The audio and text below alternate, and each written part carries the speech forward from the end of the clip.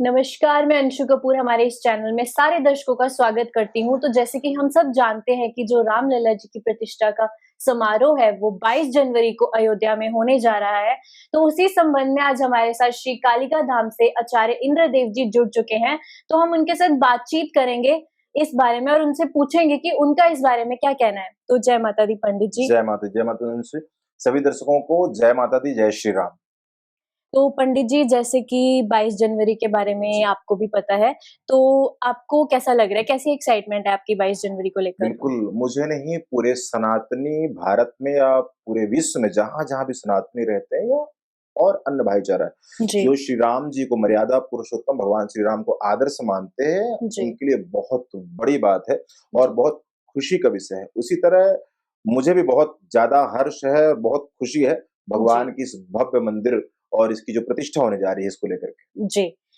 पंडित जी जैसे कि 22 जनवरी के कुछ समय बाद ही जो रामनवमी का जो पर्व है वो भी आने वाला है। तो बिल्कुल। ये जो प्राण प्रतिष्ठा का समारोह है ये उस वक़्त भी हो सकता था तो 22 जनवरी ही को ही क्यों? हाँ, बिल्कुल, ये भी बहुत अच्छा सवाल है। बहुत सारे दर्शकों का ये सवाल हो सकता है, जी, क्योंकि रामनवमी भगवान की बहुत पवित्र मानी जाती है और जी, बहुत पावरफुल तिथि मानी जाती है, तो वो जी, बहुत अच्छा योग है। हालाँकि ग्रह युति की बात करें तो अन्य गणनाओं के हिसाब से कई जगह सुनने में भी आता है कि ऐसा मुहूर्त नहीं था या कुछ योग ऐसे नहीं थे। जी, लेकिन जहाँ तक वेदों की बात है या शास्त्रों की बात है, तो जिस दिन भगवान का जन्म हुआ हो, जी, चाहे राम जी का है ना जी, प्रकटोत्सव हो, जिस दिन भगवान का अवतार हुआ है, कृष्ण का अवतार हुआ है, तो जिस दिन हम जयंती मनाते हैं भगवान की, उस दिन किसी तिथिवार और किसी चीज़ का विचार नहीं किया जाता। रामनवमी तो अपने आप में बहुत स्वयं सिद्ध मुहूर्त है। जी, उस दिन कोई भी शुभ काम आप कर सकते हो, उसमें कोई भी समय की भी कोई सीमा नहीं, कोई विचारधारा करने की ज़रूरत नहीं है। रामनवमी वाले दिन इतना पावरफुल मुहूर्त है जी, कि सभी मुहूर्त से भी प्रबल मुहूर्त माना जाता है। जी, रामनवमी मुहूर्त हो गए, कृष्ण जन्माष्टमी हो गए, है ना? नवरात्रि जी, चलते महारानी के। तो रामनवमी पर भी हो सकता था।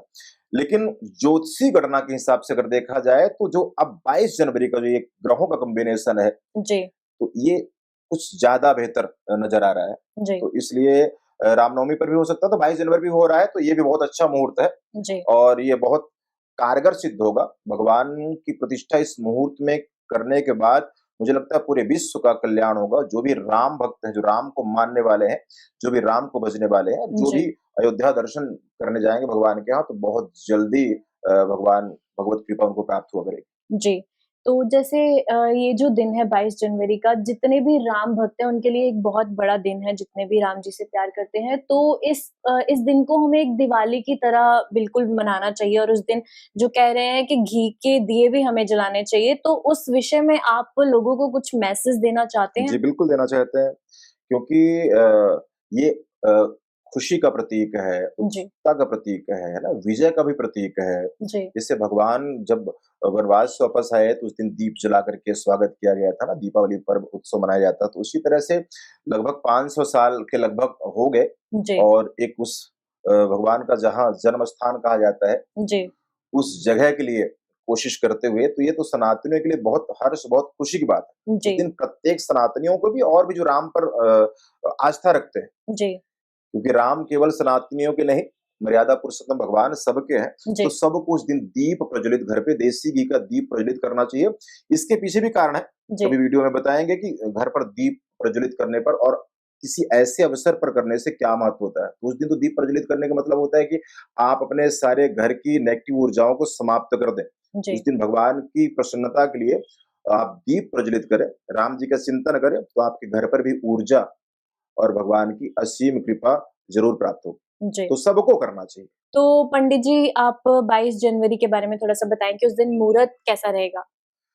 बिल्कुल बहुत अच्छा सवाल है क्योंकि बहुत सारी जगह कुछ लोगों के माध्यम से सुनने में ये भी आ रहा है जी, कि बहुत अच्छा मुहूर्त है। कई लोगों का मानना है कि इतना बहुत बढ़िया मुहूर्त नहीं है जी, और अगर वो रामनवमी में करते तो बहुत ज़्यादा अच्छा होना था। जी, ऐसी सारी बहुत सारी बातें हैं। तो मैं मुहूर्त को लेकर के अगर बात करूँ तो ज्योतिषी कारण से भी जी, सबसे सटीक चीज़ें मुहूर्त, चिंतामणि जो लोग भी पढ़ते होंगे तो बहुत अच्छी तरह से बता सकते हैं। जी, 22 जनवरी दिन सोमवार का बहुत ही उत्तम मुहूर्त है और जी, उसके पीछे बहुत सारे कारण हैं। जी, जैसे 22 जनवरी दिन सोमवार को एक तो सर्वार्थ सिद्ध योग है। जी, सर्वार्थ सिद्ध योग का मतलब है कि सभी प्रकार की सिद्ध योग है। जी, बहुत अच्छा मुहूर्त है।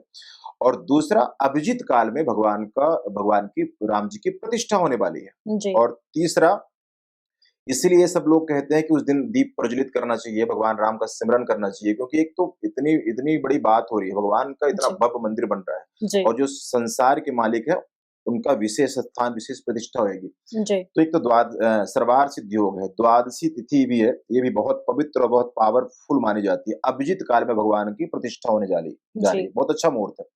ब्रह्म और इंद्र ऐसे योग चलेंगे, मुहूर्त चिंतामणि में इसके बारे में पढ़ने से बहुत कुछ सीखने को मिलता है इन योगों को बारे में। जी, और इसी के साथ-साथ अगर ग्रहों की बात करें, तो उस टाइम जब भगवान की प्रतिष्ठा होगी तो मेष लगन चल रहा होगा, मेष लगन में प्रतिष्ठा होनी है, तो मेष लगन में पहली बात तो खुद ही लगन में ही यानी मेष में ही बृहस्पति देव गोचर कर रहे हैं और धर्म का काम है, भगवान की प्रतिष्ठा है, तो ये बहुत बड़ा एक अच्छा संकेत है। जी, और मेष राशि के जो स्वामी हैं, यानी कि लग्नेश भाग्य स्थान में सप्तमेश शुक्र के साथ युति कर रहे हैं, ये भी बहुत अच्छे योग है। जी, और स्वयं सूर्य भगवान, जिसे आप मकर संक्रांति कहते हैं, मकर संक्रांति से मकर राशि में यानी कि अपने पुत्र शनि देव के घर पे विराजमान होके चल रहे हैं। जी, तो अगर ग्रह युति की बात करें तो भी बहुत अच्छा मुहूर्त है, बहुत पावरफुल मुहूर्त है। हाँ, जी, 12वें घर में राहु है, तो वो कुछ चीज़ों के लेकर के खराब माना जा सकता है, क्योंकि राजनीतियाँ चल सकती हैं उस जगह को लेकर के, भगवान के मंदिर को लेकर के बहुत सारे ऐसे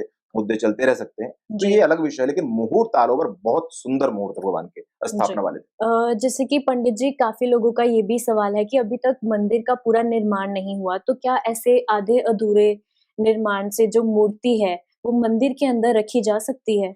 जी बिल्कुल अंशु, ये बहुत से लोगों का सवाल हो सकता है। देखिए, मैं आपको धार्मिक और शास्त्र नियम के अनुसार बताऊँगा, राजनीति विषय अलग है, जी, जिसमें तो बहुत सारे लोग बहुत सारी बातें कर सकते हैं, उनका अपना विषय है। जी, लेकिन जैसे आपने कहा कि क्या मंदिर निर्माण अभी पूरी तरह नहीं हुआ है, तो उसमें प्रतिष्ठा हो सकती है, जी, प्रतिमाएँ रखी जा सकती हैं। जी, तो हाँ, इसके लिए शास्त्र सम्मत है।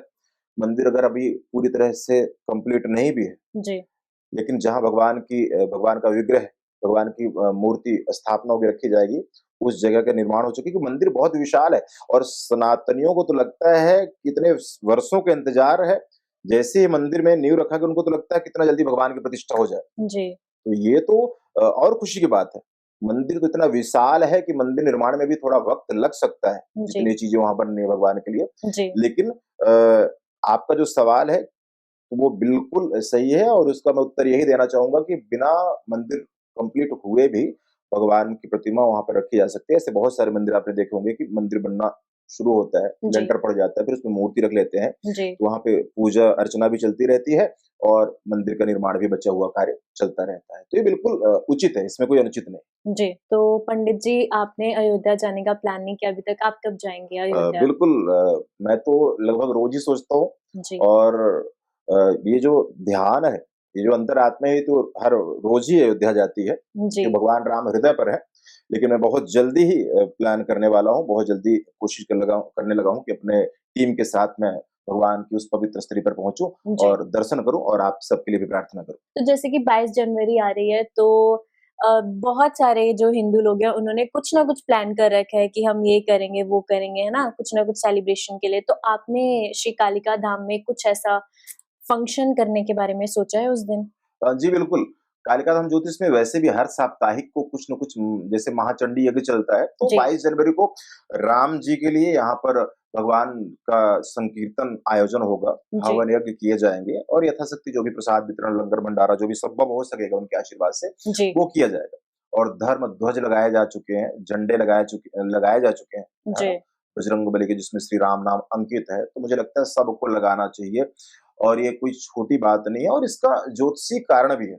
जी, ये शास्त्र भी कहता है, ज्योतिषी आधार भी है कि अगर ऐसा कोई पर्व आता है, अगर उस दिन आप ऐसा कुछ करते हैं, उसे सभी टेंशन को भूल करके उस दिन को आप बहुत शौक से जिए जी, और उसका वैसे भी फ़ायदा है और जीवन के लिए कल्याणमय तो है ही। तो इसलिए कालिका धाम पर भी 22 जनवरी को बहुत सारा फंक्शन करने का प्लान चल रहा है भगवान के आशीर्वाद से। जी।